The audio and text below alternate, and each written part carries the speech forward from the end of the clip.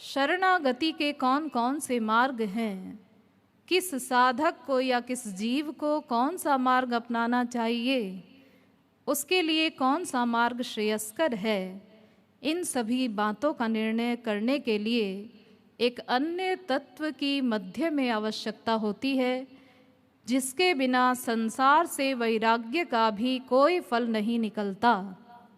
यानी यदि हमें संसार से 100% वैराग्य भी हो जाए तो भी बिना किसी वास्तविक महापुरुष की शरण में गए हम ईश्वर प्राप्ति कर ही नहीं सकते।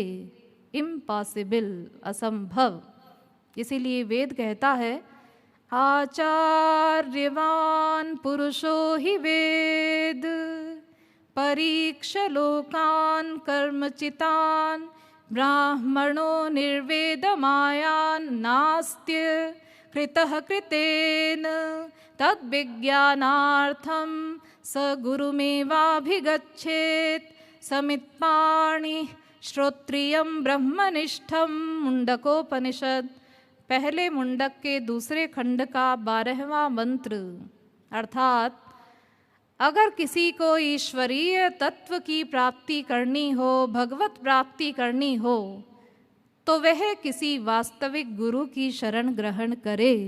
वेद कह रहा है, रामायण भी कहती है, गुरु बिनु होय कि ज्ञान, गुरु बिनु भव निधि तरई न कोई, जो विरंची शंकर सम होई। कोई हो, साधारण जीव की बात नहीं है। ब्रह्मा शंकर को भी बिना गुरु के ईश्वरीय राज्य में कुछ भी प्राप्त नहीं हो सकता। वे भी बिना गुरु के भगवत प्राप्ति नहीं कर सकते। ब्रह्मा शंकर भी, रामायण कह रही है, साधारण जीव की बात नहीं है। तो कहने का तात्पर्य यह है कि बिना गुरु के काम नहीं चलेगा, और वह गुरु वास्तविक महापुरुष होना चाहिए। ऐसा नहीं है कि आप किसी मायाबद्ध को ही गुरु बनाकर बैठ जाएं, दंभियों से काम नहीं चलेगा। गुरु यदि दंभी हो तो गोविंद राधे, गुरु शिष्य साथ जाए नरक बता दे। राधा गोविंद गीत। अगर किसी दंभी के चक्कर में हम पड़ गए तो वो तो नरक जाएगा ही। उसने जनता को भ्रमित किया है, साथ में हम लोग भी जाएंगे उसके पीछे पीछे, क्योंकि हमने उससे मन का अटैचमेंट कर दिया, उसके प्रति श्रद्धा कर दी, 24 घंटे उसका चिंतन कर रहे। तो वास्तविक महापुरुष होना चाहिए। वेद कहता है कि गुरु की शरण में जाओ, लेकिन वह गुरु कैसा हो, उसमें 2 प्रमुख बातें हों। श्रोत्रियम ब्रह्मनिष्ठम, अर्थात नंबर 1, उसको समस्त शास्त्रों वेदों का पूर्ण ज्ञान हो, कंप्लीट नॉलेज रखता हो समस्त शास्त्रों वेदों की, जिससे हमारी शंकाओं का निवारण कर सके, उनका समाधान कर सके, उनको निकाल सके अच्छी प्रकार से, और हमको ठीक ठीक तत्व ज्ञान दे सके।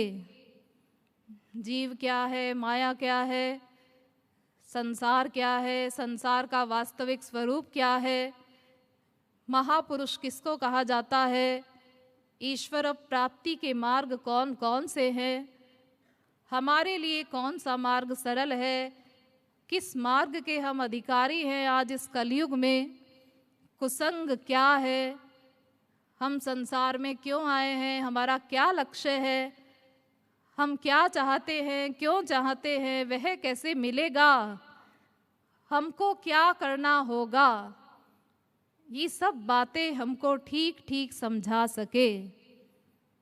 अरे थियरी का ही ज्ञान ना हो किसी डॉक्टर को और वह प्रैक्टिकल करने बैठ जाए, ऑपरेशन करने बैठ जाए किसी मरीज का, वो क्या ऑपरेशन करेगा?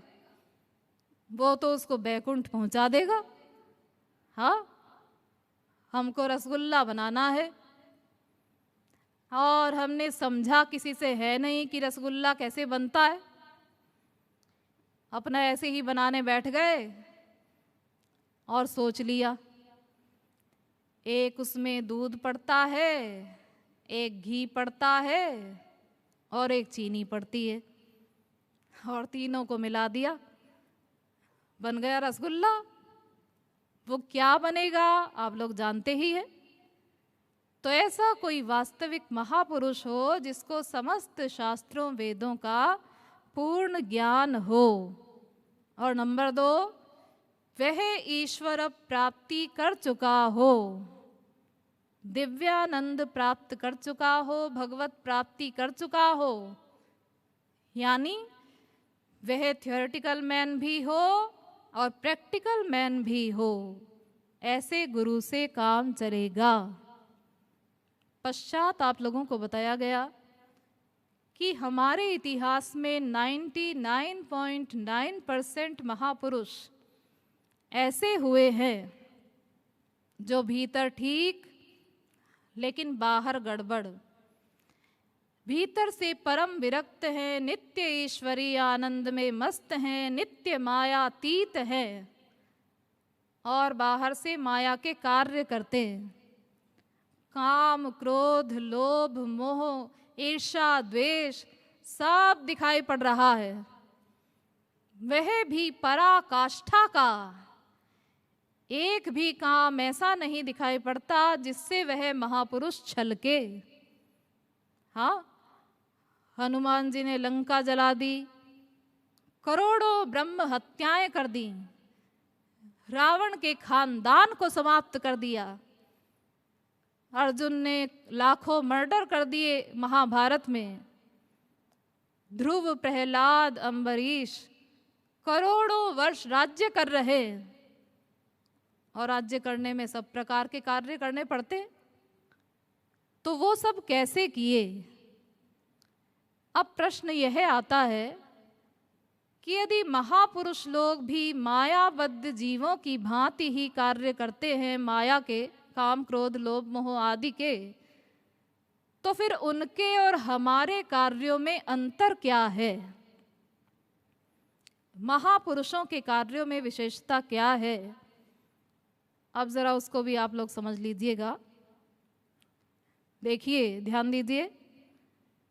भगवान और महापुरुष, इन दोनों के पास अनंत शक्तियां होती हैं, अनंत। उनमें से एक शक्ति का नाम है योग माया, योग माया शक्ति।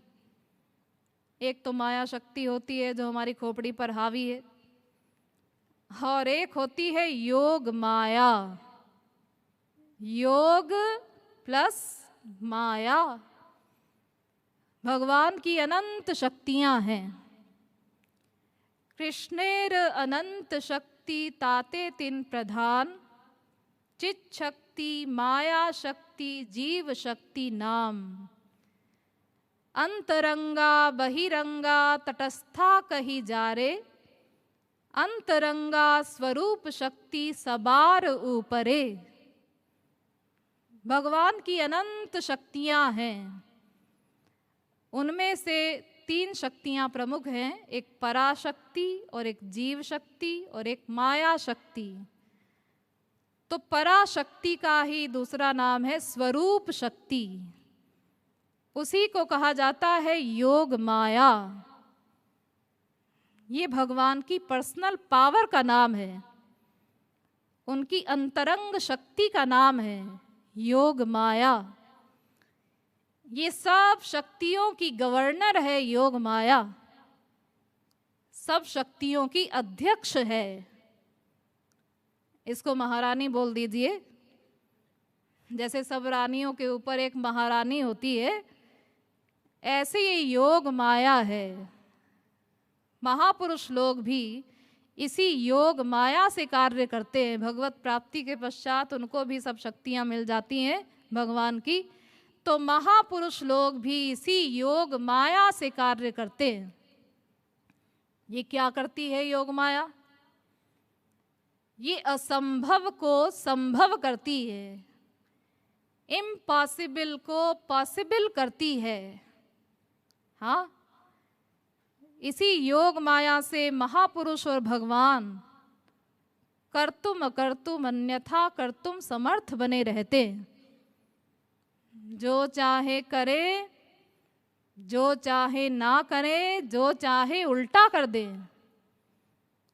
जो चाहे करें, जो चाहे ना करें। हाँ जी, ये तो हम लोग भी कर सकते हैं, जो चाहे करें, जो चाहे ना करें। हाँ, कर सकते हैं, लेकिन ये भी हम लोग पूरा पूरा नहीं कर सकते। जो चाहे करें, ध्यान दीजिए, हम लोग चाहें कि 20 मील दूर कोई व्यक्ति खड़ा है और हम उसको इन्हीं आंखों से देखें सामने, ये हम लोग नहीं कर सकते। जो चाहे करें हम लोग नहीं कर सकते पूरा पूरा, और जो चाहे ना करें ये भी हम लोग पूरा नहीं कर सकते, थोड़ा थोड़ा कर सकते हैं। हम चाहें कि हम सांस ना लें, ऐसे ही बैठे रहें बड़े आराम से, ये हम लोग नहीं कर सकते। और जो चाहे उल्टा कर दें, ये तो हम लोग बिल्कुल नहीं कर सकते। हाँ, हम लोग चाहें कि हम आँख से सुने, कान से देखें, ये हम लोग नहीं कर सकते। हम लोग तो आँख से केवल देख सकते हैं, लेकिन भगवान और महापुरुष आँख से देख भी सकते हैं, सुन भी सकते हैं, सूंघ भी सकते हैं, स्पर्श भी कर सकते हैं, जान भी सकते हैं। एक इंद्रिय से सब इंद्रिय का कार्य कर सकते हैं, और बिना इंद्रिय के भी। अपाणिपादो जवनो गृहीता पश्यत्य चक्षु सशृणोत्य कर्ण सवेत्ति वेद्यं न च तस्यास्ति वेत्ता तमाहुरग्र्यं पुरुखं महान्तम्। श्वेताश्वतरोपनिषद 3 अध्याय का 19वां मंत्र। बिनु पग चलई सुनई बिनु काना, कर बिनु कर्म करई विधि नाना।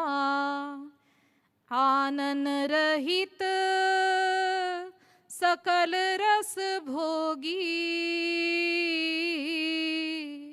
बिनु जिह्वा वक्ता बड़ जोगी।